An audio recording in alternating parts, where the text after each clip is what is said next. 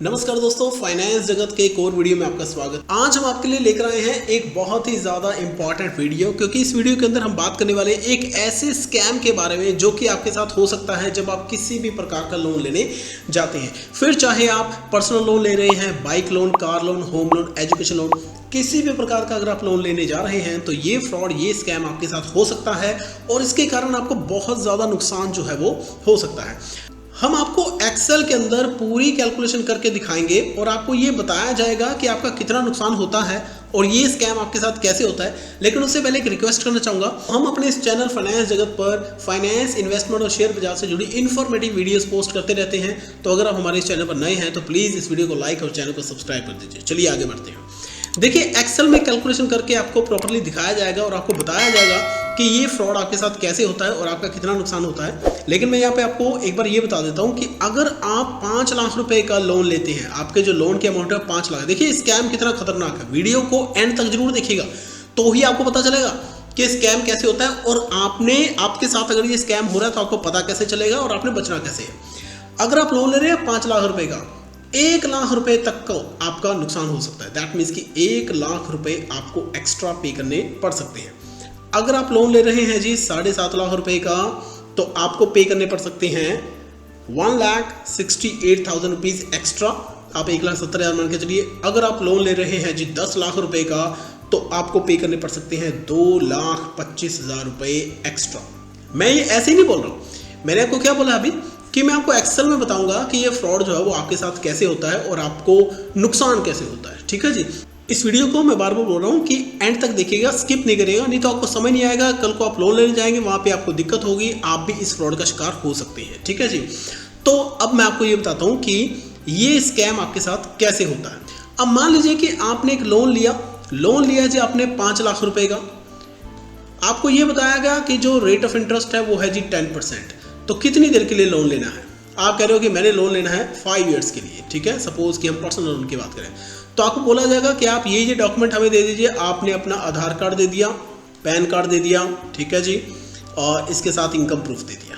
ठीक है, तो वो आपको क्या बोलते हैं, ठीक है जी आप एलिजिबल हो, ये तीनों डॉक्यूमेंट हमें मिल गए, you are eligible for the loan. तो उसके बाद आप उनसे पूछते हो कि मेरी EMI वगैरह कितनी बनेगी, तो वो आपको EMI बता देते हैं कि इतने इतने पैसे आपने पे करने हैं। अब देखिए, मान लीजिए कि आपने 5 लाख रुपए का लोन लिया और EMI जो है, फॉर एग्जांपल, ये एक एग्जांपल है, एग्जैक्ट फिगर नहीं है, आपकी बन गई इतनी। ठीक है जी, 6500 रुपीज़ जो है वो आपकी EMI बन गई है। तो इन दैट केस आप क्या करोगे, ये EMI आप पे करोगे कितनी देर तक? 5 साल तक, क्योंकि आपका जो टेन्योर है वो 5 ईयर है। 5 साल के बाद आपका लोन उतर गया और वहां से आपको मिल जाएगा NOC। NOC का मतलब क्या है? नो ऑब्जेक्शन सर्टिफिकेट है। इसका मतलब कि अब उनको कोई दिक्कत नहीं है, आपकी तरफ से कोई पैसा उन्होंने नहीं लेना है। अब आप कहोगे कि फ्रॉड क्या हुआ, ठीक, स्कैम क्या हुआ? तो स्कैम तो जी आपके साथ हो गया है। अब वो कैसे हुआ, वो चलिए मैं आपको एक्सेल में लेकर चलता हूँ, वहां पे जाके आपको समझाता हूँ। तो लो जी दोस्तों, अब हम आ गए हैं एक्सेल के अंदर। यहाँ पे आप देख पा रहे हैं कि हम आपको समझा रहे हैं EMI फ्रॉड, और इस तरह से कैलकुलेशन की जाती है कुछ लेंडर्स के द्वारा जिसने आपके साथ फ्रॉड करना है। अब देखिए, यहाँ पे प्रिंसिपल कितना है जी? 5 लाख रुपए। अब ध्यान से देखिएगा ये वाला वीडियो, ठीक है जी। प्रिंसिपल है 5 लाख रुपए, इंटरेस्ट रेट है 10%, टेन्योर है 5 ईयर्स, और यहाँ पर आपको बता दिया जी कि आपकी EMI बनेगी 12,500 रुपये। टोटल पेमेंट आप करेंगे जी 7,50,000 रुपये का 5 सालों में। प्रिंसिपल आपका था 5 लाख रुपये, 2.5 लाख रुपये जो है वो आपका इंटरेस्ट है।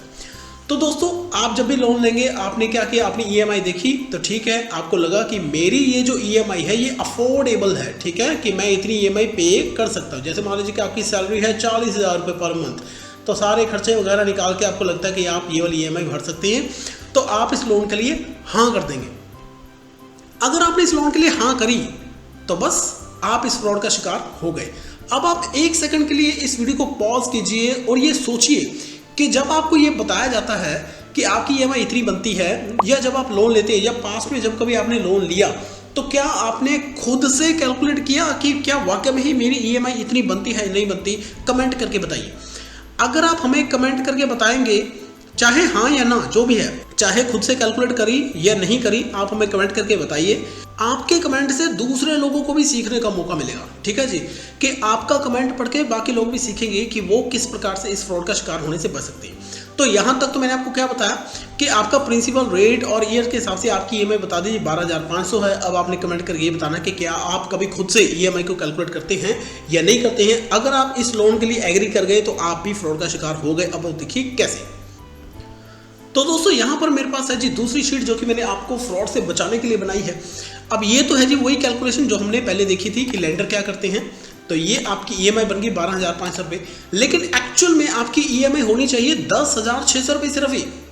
और आप कितना पे कर रहे हैं एक्स्ट्रा? आप पे कर रहे हैं 1,12,000 रुपये एक्स्ट्रा, जो कि हमने आपको बताया था कि अगर आप इस फ्रॉड का शिकार हुए तो 5 लाख के लोन के बदले में आपको इतने पैसे एक्स्ट्रा पे करने पड़ेंगे। अब अगर मान लीजिए कि मैं यहाँ पर लोन के अमाउंट को चेंज कर देता हूँ, मैं यहाँ पर लोन के अमाउंट को कर देता हूँ जी 7,50,000 रुपये, ठीक है। तो फिर क्या होता है? तो लो जी देखिए, जब हमने किया 7,50,000 रुपये तो जो लेंडर ने आपकी ईएमआई बनाई वो थी 18,750 रुपये, एक्चुअली बनती है 15,900 रुपये। तो आपका एक्स्ट्रा पेमेंट आप कितनी कर रही हैं? 1,68,000। और अगर यही चीज़ हम अप्लाई करें कि अगर लोन की अमाउंट है 10 लाख रुपये, तो फिर इन दैट केस क्या होता है? तो फिर आप एक्स्ट्रा पे करते हैं जी 2,25,000 रुपये। अब मैं आपको यहाँ पे ये समझा रहा हूँ कि दिक्कत क्या है, कि प्रॉब्लम क्या है, ऐसा क्यों हो रहा है। ऐसा देखिए इसलिए हो रहा है कि ज़्यादातर लैंडर क्या करते हैं, जब आप बाइक लेते हैं, कार लेते हैं, ड्यूरेबल आइटम लेते हैं, पर्सनल लोन लेते हैं, तो यहाँ पे देखिए इंटरेस्ट की कैलकुलेशन कैसे करी उन्होंने। आपने लोन लिया जी 10 लाख रुपए का, 10% रेट ऑफ इंटरेस्ट है 5 साल। तो उन्होंने क्या किया, 10 लाख रुपए 10% 5 साल, तो आपका ये जो इंटरेस्ट है वो बना दिया 5 लाख रुपए। उसके बाद 10 लाख का आपका लोन है जी, 5 लाख रुपए आपने इंटरेस्ट पे करना है, 15 लाख रुपए आपने उतारना है 5 साल में, मतलब कि 60 मंथ्स के अंदर। तो उन्होंने आपकी ईएमआई बना दी 25,000 रुपये। दोस्तों ये जो ईएमआई बनी इसको बोलते हैं फ्लैट रेट इंटरेस्ट, कि उन्होंने जो आपके ऊपर इंटरेस्ट रेट लगा दिया वो लगा दी फ्लैट रेट, जो कि बिल्कुल ही गलत है। ये बिल्कुल ही गलत कैलकुलेशन है। इस तरह से बिल्कुल भी आपने लोन के लिए एग्री नहीं करना है। अब एक्चुअल में कैलकुलेशन कैसी होती है, अब आप खुद सोचिए। जैसे जैसे आप लोन की रीपेमेंट करेंगे, जैसे जैसे आप ईएमआई पे करते जाएंगे, तो जो पैसा आपने यूज़ करना है वो कम होता जाएगा। इसका मतलब कि फाइनेंसर या लेंडर का पैसा उस तक पहुंच रहा है। तो फिर आप 5 साल के लिए क्यों इंटरेस्ट की पेमेंट करेंगे, जबकि इंटरेस्ट की अमाउंट जो है वो कम होनी चाहिए, क्योंकि अब लेंडर का कम पैसा आपके पास है। तो यहाँ पर एक्सेल के अंदर ये फॉर्मूला होता है जी। अगर आप सही ईएमआई की कैलकुलेशन करना चाहते हैं, मैं आपको फॉर्मूला भी दिखा देता हूं। ये देखिए, सबसे पहले है जी PMT I6 का मतलब यहाँ पे हम इंटरेस्ट की बात करें डिवाइडेड बाय 12, क्योंकि 12 महीने हैं, हमने 1 महीने का इंटरेस्ट लेना है, 10% साल का है। उसके बाद जी आपका टेन्योर, इसको हमने मंथ्स में कन्वर्ट कर लिया मल्टीप्लाई बाय 12 करके, और उसके बाद आपने कितने का लोन लेना है। तो जब आप ये वाला फॉर्मूला लगाते हैं तो उस केस में जो आपकी ईएमआई आती है वो बिल्कुल सही ईएमआई है, आपने इसके हिसाब से पेमेंट करनी है। तो जब आप ये ईएमआई पे करेंगे फॉर 5 ईयर्स तक, तो आपकी टोटल पेमेंट बनेगी जी इतनी। प्रिंसिपल था आपका ये, और आप इंटरेस्ट पे करेंगे इतना। तो देखिए कितना बड़ा गैप है दोनों के बीच में। अगर आप 10 लाख का लोन लेने जा रहे हैं, तो अगर आपको इस चीज़ के बारे में नहीं पता तो 2,25,000 रुपये आप एक्स्ट्रा पे करेंगे। तो दोस्तों अगर आपको ये इन्फॉर्मेशन अच्छी लगी तो इस वीडियो को दिल खोल के लाइक कर दीजिए और चैनल को सब्सक्राइब कर दीजिए।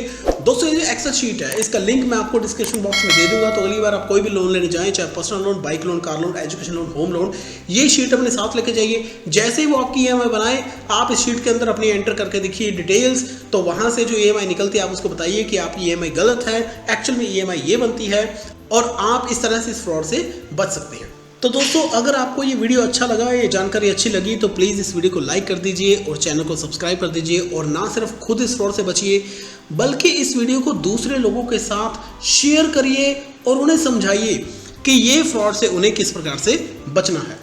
तो अगर आपको ये वीडियो अच्छा लगा तो इस वीडियो को लाइक करें, कमेंट करें, और फाइनेंस और शेयर बाजार से जुड़ी सारी जानकारी हिंदी में पाने के लिए इस चैनल को सब्सक्राइब करें, और साथ ही दिए बेल आइकन को भी दबाएं, ताकि शेयर बाजार और फाइनेंशियल प्लानिंग से जुड़े नए वीडियो के नोटिफिकेशंस आपको मिलते रहें। Thank you.